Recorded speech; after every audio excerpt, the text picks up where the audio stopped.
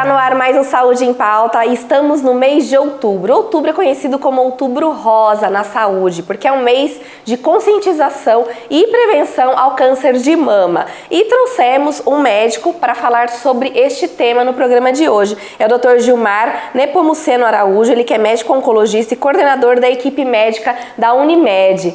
Doutor, muito obrigado por ter aceito o nosso convite e por participar desse importante Saúde em Pauta que é do Outubro Rosa.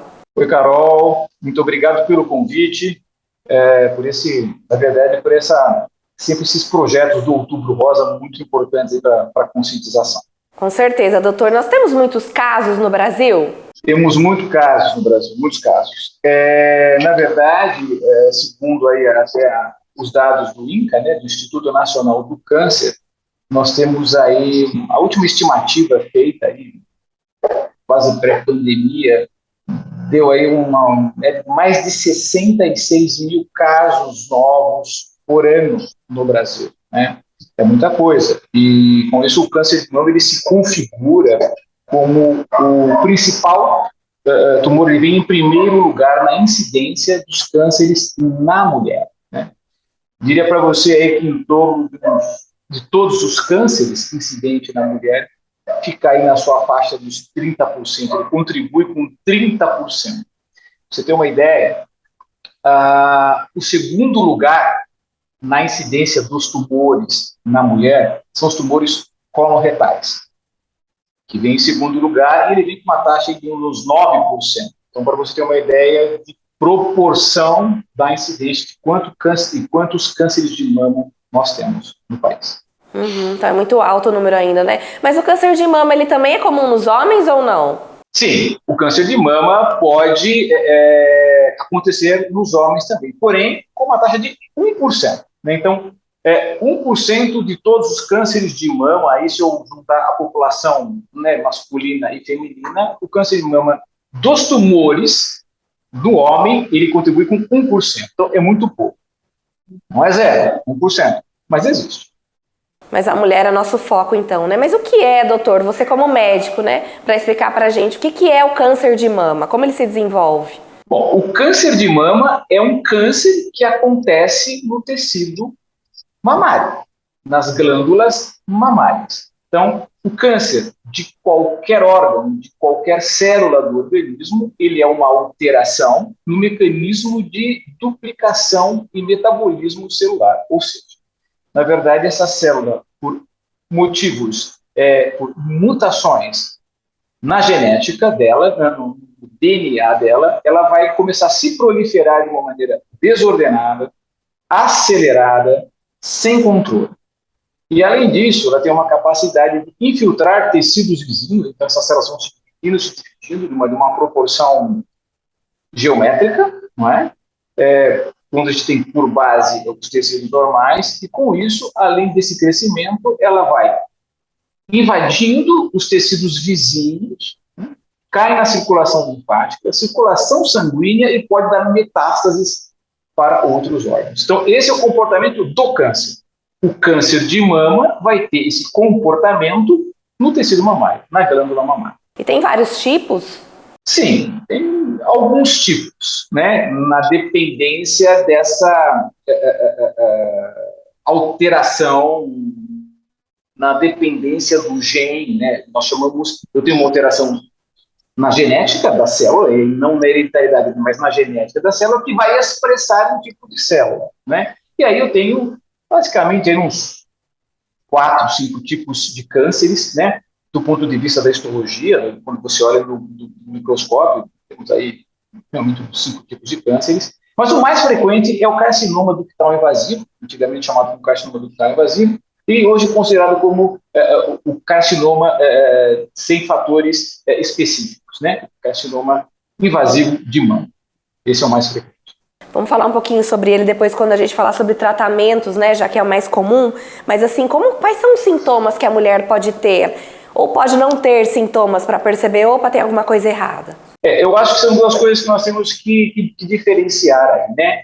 O diagnóstico precoce, que é esse o motivo de estarmos mobilizando aí, né? Estarmos conscientizando a população para o diagnóstico precoce.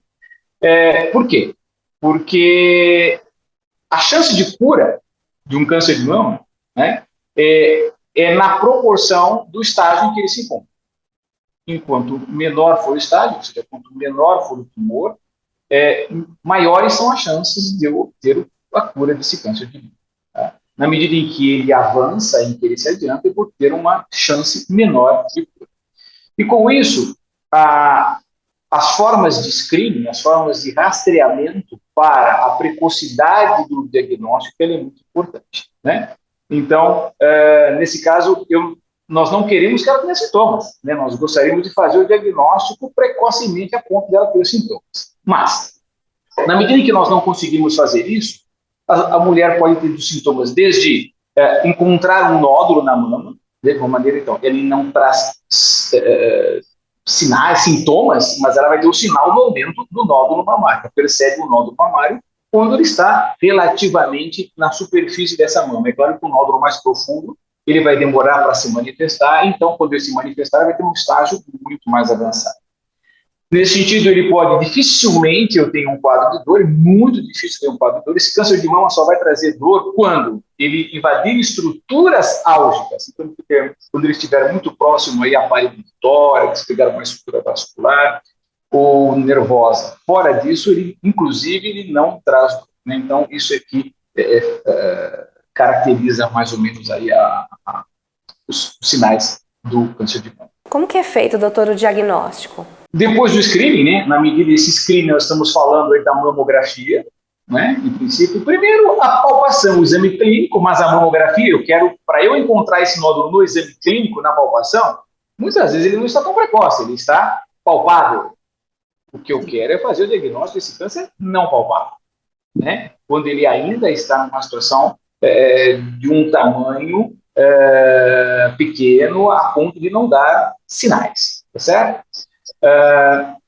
Mas esse diagnóstico é feito depois de identificado, então, alterações na mamografia, vamos falar isso depois, ou um nódulo mamário, eu preciso de uma biópsia.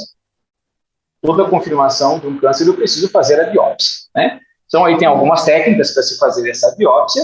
Esse material é retirado, é encaminhado para um laboratório do patologista, tá certo? Ele vai preparar essa lâmina, vai colocar no microscópio e aí, então, ele vai trazer o diagnóstico. E aí o tratamento, assim, se chegar a esse ponto, tem tratamento, né, quanto antes se descobrir melhor, né, doutor? Mas o tratamento, geralmente, ele tem um prazo? Quais são as intervenções que são necessárias?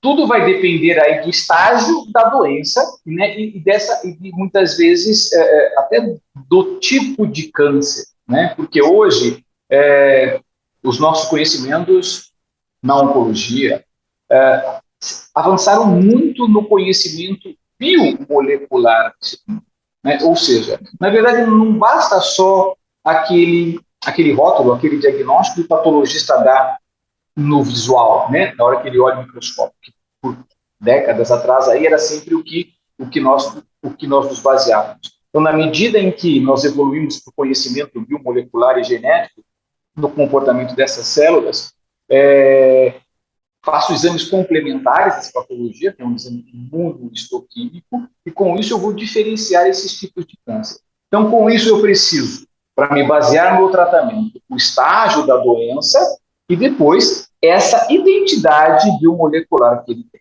Uma vez feito isso, nós vamos programar esse tratamento.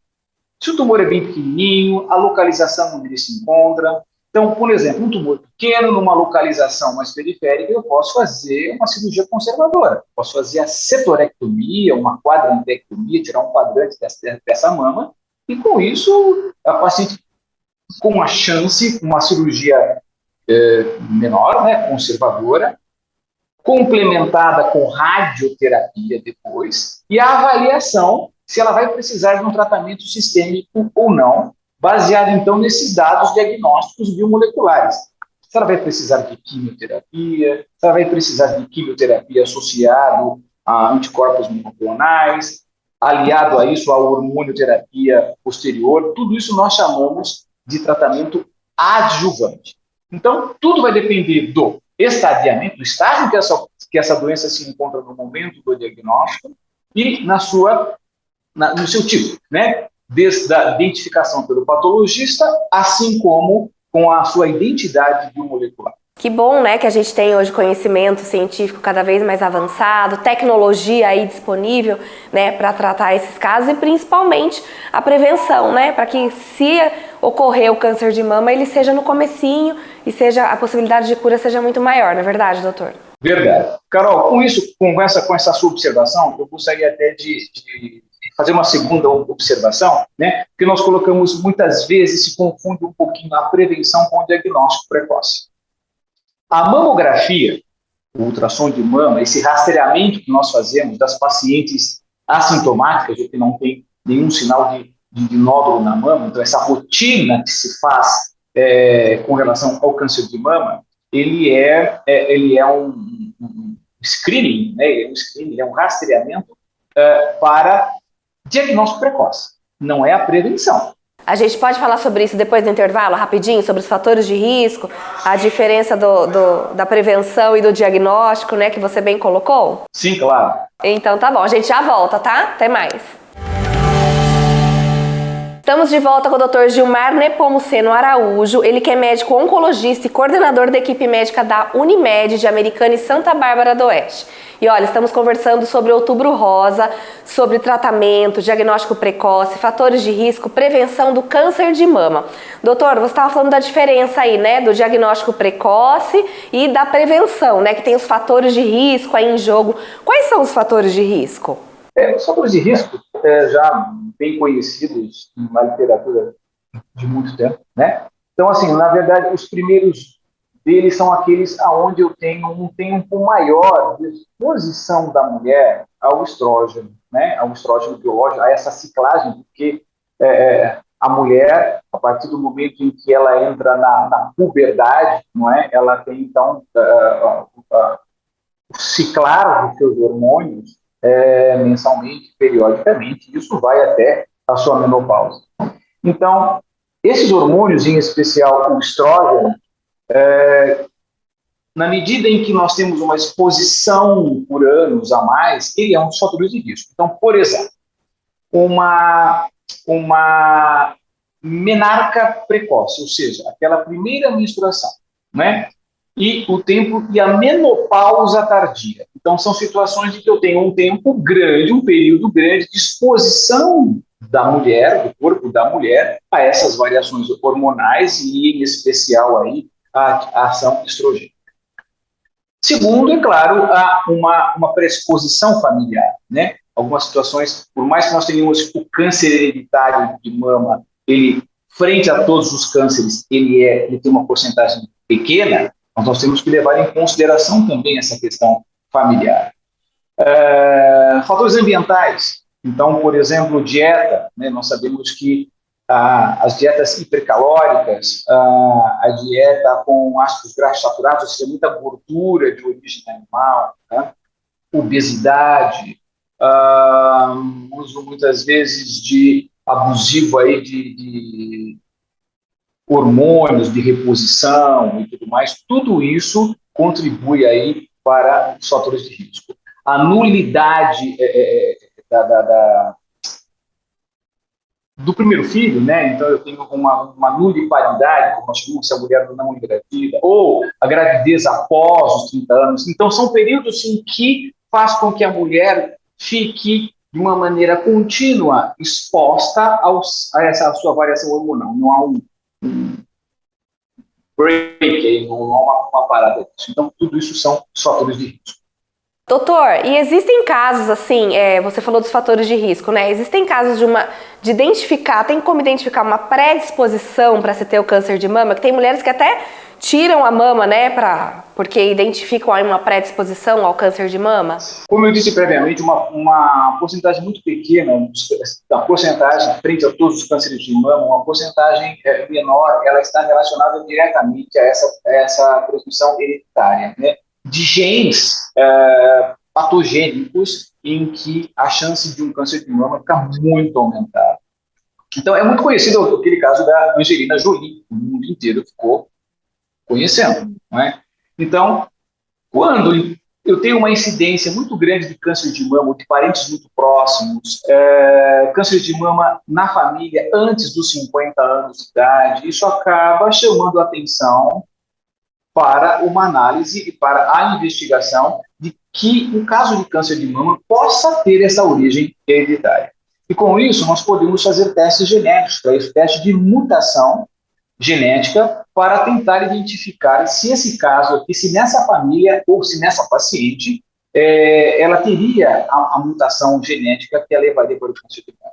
Temos alguns genes, mas um dos mais conhecidos são aqueles, o BRCA1 e o BRCA2, né? Tem outros, cara, nós temos aí TP53, ATE, enfim, mas os mais conhecidos são esses.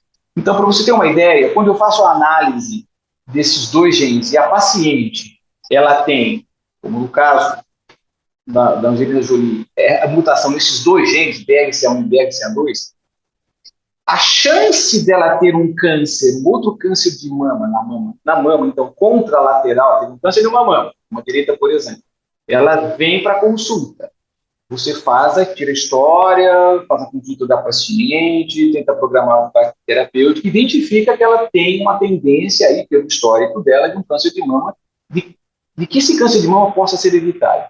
Pedimos o teste, então, de mutação de BRCA1 e BRCA2, e caso ele venha mutado, os dois mutados, por exemplo, ou seja, uma ação patogênica nessa análise, a chance dela ter um segundo câncer na outra mama chega a 86%.